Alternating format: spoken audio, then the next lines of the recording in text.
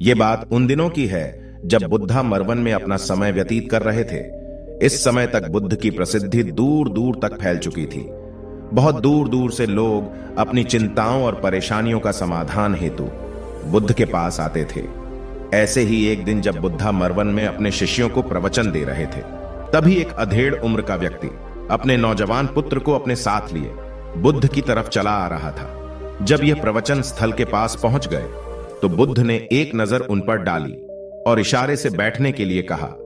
जब प्रवचन समाप्त हो गए और सभी लोग वहां से चले गए तो बुद्ध ने उस व्यक्ति को अपने पास बुलाया और बैठने के लिए कहा।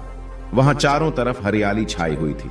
मौसम बहुत सुहाना था और तरह तरह के पक्षियों की आवाजें गूंज रही थी।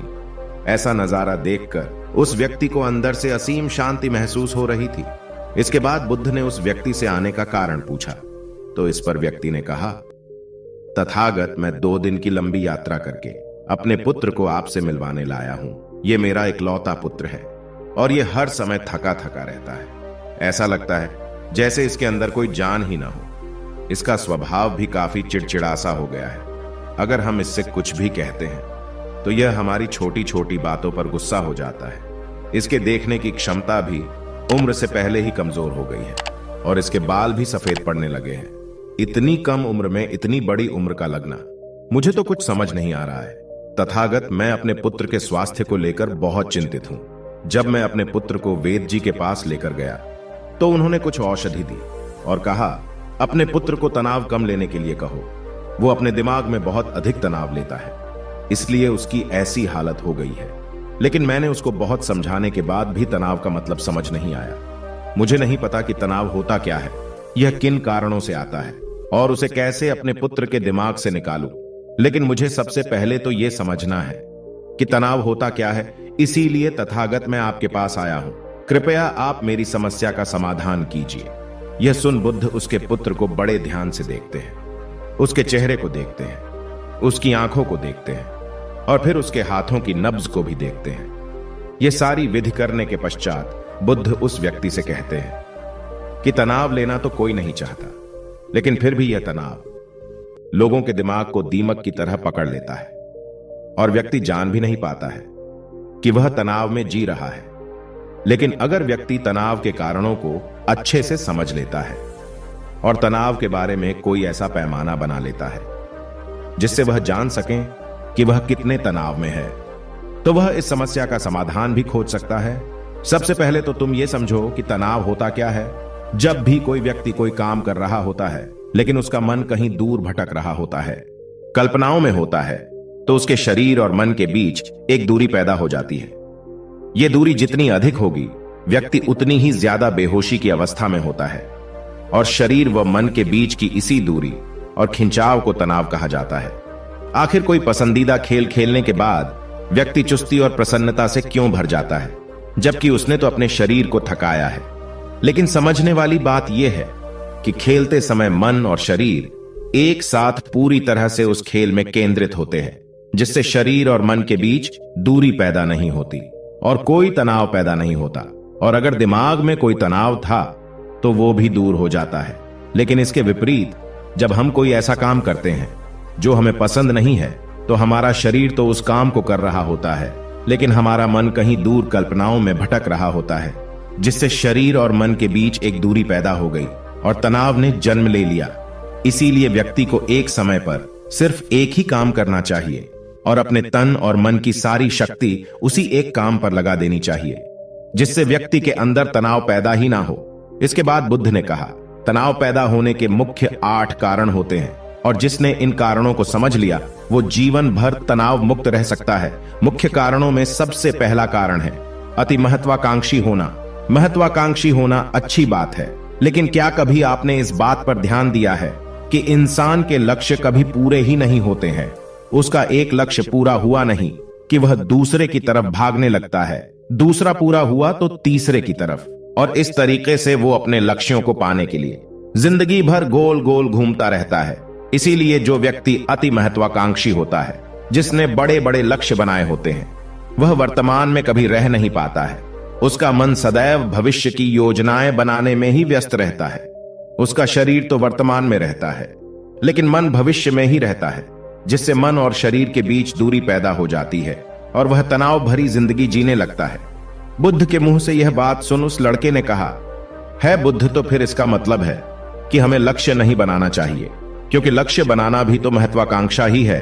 इस पर बुद्ध ने कहा, जीवन में लक्ष्य बनाना कोई गलत बात नहीं है, लेकिन समस्या तब उत्पन्न होती है जब वो अपना पूरा ध्यान उस लक्ष्य से मिलने वाले परिणाम पर ही लगा देते हैं और उसके परिणाम की चिंता करते रहते हैं। व्यक्ति को वर्तमान में जीना आना चाहिए। आप लक्ष्य बनाइए और उस लक्ष्य की प्राप्ति के लिए कड़ी मेहनत करिए, लेकिन साथ ही साथ आपको इस बात का भी ज्ञान होना चाहिए कि आप अभी वर्तमान में जी रहे हैं और वर्तमान ही सत्य है। बुद्ध ने आगे कहा, तनाव का दूसरा सबसे बड़ा कारण है ईर्ष्या करना है। जब व्यक्ति ईर्ष्या और जलन से भर जाता है तो उसका मन अंदर से सड़ने लगता है। ईर्ष्या एक आंतरिक घाव है। आंतरिक घाव यानी मन का घाव। व्यक्ति के शरीर का घाव तो भर सकता है, लेकिन मन का घाव कभी नहीं भर सकता। इसीलिए व्यक्ति को दूसरे की खुशी और तरक्की से कभी ईर्ष्या नहीं करनी चाहिए, क्योंकि ईर्ष्या तनाव का कारण है। इसके बाद बुद्ध ने तनाव का तीसरा कारण बताते हुए कहा कि आरुषिपूर्ण काम न करना, इससे भी मन में तनाव पैदा होता है। जो काम करना हमें पसंद ही नहीं है, जिस काम में हमारी रुचि ही नहीं है, उस काम में हमारा मन लग ही नहीं पाएगा। हमारा शरीर तो वहीं बैठा रहेगा, लेकिन हमारा मन कल्पनाओं की उड़ान भरेगा, जिससे शरीर और मन के बीच दूरी पैदा हो जाती है और व्यक्ति तनावग्रस्त हो जाता है। इसीलिए इंसान को हमेशा अपनी रुचि के अनुसार ही कार्य करना चाहिए। अगर व्यक्ति ने यह पता कर लिया कि उसे कौन सा काम करना पसंद है और वो उसी काम को अपने जीवन का लक्ष्य बना लेता है, तो फिर वो काम उसके लिए काम नहीं बल्कि एक खेल बन जाता है। फिर बुद्ध ने कहा, तनाव का चौथा कारण होता है किसी दूसरे से अच्छा रखना। बुद्ध ने उस व्यक्ति की ओर इशारा करते हुए कहा, एक पिता होने के नाते तुम्हारी अपने पुत्र से बहुत सी अपेक्षाएं होगी कि तुम्हारा पुत्र एक बहुत ही कामयाब इंसान बने, तुम्हारा नाम रोशन करे, जैसा तुम चाहते हो उस तरह का जीवन जिए, तुम्हारी हर बात माने। लेकिन क्या आज तक कभी किसी की सारी अपेक्षाएं पूरी हुई है? जब भी कोई व्यक्ति किसी दूसरे से कोई अपेक्षा रखने लगता है तो वो अनजाने में अपने लिए तनाव पैदा करने लगता है। जरा सोचो कि अगर तुम्हारा बेटा तुम्हारे अनुसार काम नहीं कर रहा है और वो नहीं बन पा रहा है जो तुम उसे बनाना चाहते हो, तो निश्चित रूप से तुम्हारे दिमाग को तनाव तुम्हें पकड़ लेगा। तुम तनाव से भरा जीवन जीना शुरू कर दोगे और इस तनाव के बस में आकर तुम ऐसा व्यवहार करोगे, ऐसी बातें करोगे कि तुम्हारा अपने पुत्र के साथ संबंध और भी खराब होता चला जाएगा। इसीलिए व्यक्ति को जितना हो सके उतनी कम अपेक्षाएं दूसरों से रखनी चाहिए, और अगर पूरी तरह से तनाव मुक्त रहना है तो दूसरों से अपेक्षा रखना ही बंद कर दो। इसके बाद बुद्ध ने कहा कि शारीरिक कष्ट भी इंसान के तनाव का एक कारण होता है। जब व्यक्ति किसी शारीरिक पीड़ा से गुजर रहा होता है तो उसका पूरा ध्यान अपने उस शारीरिक दर्द पर होता है और वो पूरे दिन बस उसी के बारे में सोचता रहता है, जिससे उसका मन दुख के विचारों से भर जाता है और ऐसी स्थिति में व्यक्ति तनावग्रस्त रहने लगता है।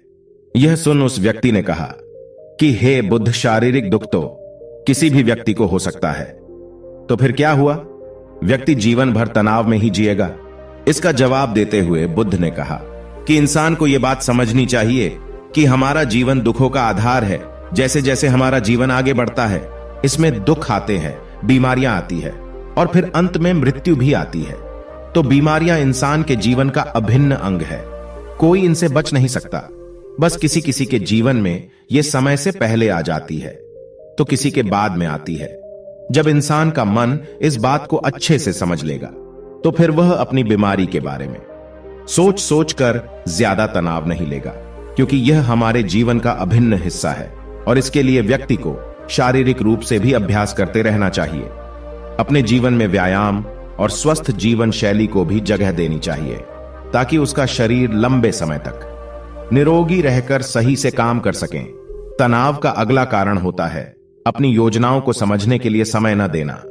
कुछ लोगों के दिमाग में कोई विचार आया ही नहीं कि वो बिना सोचे समझे उस पर काम करना शुरू कर देते हैं, और जब उस काम में उन्हें असफलता मिलती है तो वह तनाव से भर जाते हैं, क्योंकि उन्होंने उस काम को शुरू करने से पहले उसके बारे में पूरी जानकारी इकट्ठा नहीं की थी। इंसान को कोई भी काम शुरू करने से पहले उसके अच्छे और बुरे परिणामों के बारे में ठीक से सोच विचार कर लेना चाहिए। इंसान को इस बारे में भी सोच लेना चाहिए कि अगर ये योजना सफल नहीं हुई तो फिर इसके बाद मैं क्या करूंगा? इसलिए व्यक्ति को अपनी योजनाओं को ठीक से समझने के लिए पूरा समय देना चाहिए, ताकि बाद में उस योजना की वजह से तनाव पैदा ना हो। तनाव का 7वां सबसे बड़ा कारण है टाल मटोल करना, आज के काम को कल पर टालना। आप लोगों ने यह कहावत तो सुनी होगी कि आलस्य इंसान के शरीर का सबसे बड़ा शत्रु है। इंसान आलस्य की वजह से आज के काम को कल के लिए टाल देता है और फिर काम को टालना उसकी आदत बन जाती है। काम को कल पर टालने वाले व्यक्ति का काम कभी भी समय पर पूरा नहीं हो पाता है, और अगर किसी तरह से पूरा हो भी जाता है तो वह उतना अच्छा नहीं हो पाता है जितना अच्छा उसे किया जा सकता था, और फिर यह बात व्यक्ति के अंदर तनाव पैदा करती है। लेकिन काम को टालना या काम को एकदम अंत समय पर करना एक आदत है, इसीलिए व्यक्ति ना चाहते हुए भी बार बार अपनी इस आदत का शिकार बन जाता है और काम को टालता रहता है। और फिर जब काम की समय सीमा पास आ जाती है तो वह तनाव से भरकर काम को पूरा करने का प्रयास करता है। इसीलिए तनाव मुक्त रहने के लिए व्यक्ति को काम को टालने की आदत छोड़नी पड़ेगी, और यह तभी संभव है जब व्यक्ति काम को समय से पहले खत्म करने का निश्चय करे। सबसे आखिरी और सबसे प्रमुख कारण जो तनाव का होता है वो है ज्यादा सोचना। लगातार सोचते रहना भी एक बीमारी है, और यह उस व्यक्ति में सबसे ज्यादा पाई जाती है जो सिर्फ कल्पनाएं करता है, जो अतीत की घटनाओं और भविष्य की बातों के बारे में सोचता रहता है, जो बेवजह के अनुमान लगाता रहता है। इसीलिए व्यक्ति को ज्यादा सोचने की आदत पर लगाम लगाना चाहिए। इसके लिए जितना हो सके खुद को काम में व्यस्त रखना चाहिए और हर दिन ध्यान का अभ्यास करने को अपने जीवन का हिस्सा बना लेना चाहिए। बुद्ध के मुंह से यह सारी बातें सुनकर उस व्यक्ति ने हाथ जोड़कर कहा, बुद्ध, मेरा पुत्र तो अभी मात्र 20 वर्ष का ही है और इसमें अभी इतनी समझ भी नहीं है कि यह आपकी बताई सारी बातों का एक साथ पालन कर सकें। आप कृपया करके तनाव मुक्त रहने का कोई आसान सा तरीका बता दें जिससे मेरा बेटा उसका अनुसरण भी कर सके और तनाव मुक्त भी रह सके। उस व्यक्ति की यह प्रार्थना सुन बुद्ध ने कुछ सोचते हुए जवाब दिया, अगर तुम इतनी सारी बातों का पालन नहीं कर सकते हैं तो इसके लिए एक बहुत ही आसान विधि है। तुम एक बार मैं एक काम को करने पर ध्यान लगाओ। जो भी काम कर रहे हो उस समय पर सिर्फ उसी काम को करो, सिर्फ उस पर ही अपना पूरा ध्यान लगाओ। और अगर तुम्हारा मन इधर उधर भटक जाता है तो जैसे ही तुम्हें याद आए उसे वापस फिर उसी काम में लगा दो। यह सबसे आसान और अच्छा तरीका है तनाव मुक्त रहने का। जब तुम भोजन करो तो उस समय सिर्फ भोजन ही करो, उसके पूरे स्वाद का आनंद लो, उसका अनुभव करो। जब चलो तब अपना पूरा ध्यान सिर्फ चलने में ही लगा दो। इससे तुम्हारा मन और तुम्हारा शरीर दोनों एक जगह पर केंद्रित रहेंगे, दोनों के बीच दूरी पैदा नहीं होगी जो कि तनाव का मुख्य कारण होती है। इसीलिए जहां तक संभव हो सके एक समय पर सिर्फ एक ही काम करने का प्रयास करें, वो भी पूरे ध्यान के साथ। दोस्तों, आशा करता हूं कि आपको इस कहानी से काफी कुछ सीखने को मिला होगा। धन्यवाद।